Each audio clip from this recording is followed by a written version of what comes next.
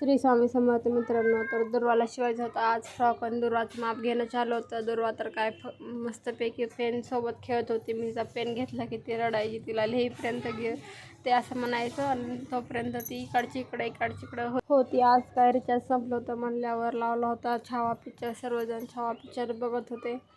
दुर्वाला घेण्यासाठी चालले होते यांचे भांडणं. तर आईने टाईम लावून दिला होता, हिला 5 हिला 10. तर जानू म्हणती मला 5, मला काही कळत नाही का, असं त्यांचं चालू होतं. जाऊ दे, त्यांचं चालूच असतं. ते तिकडं बघतायत पिक्चर, मग आपण इकडं करूयात काहीतरी काम.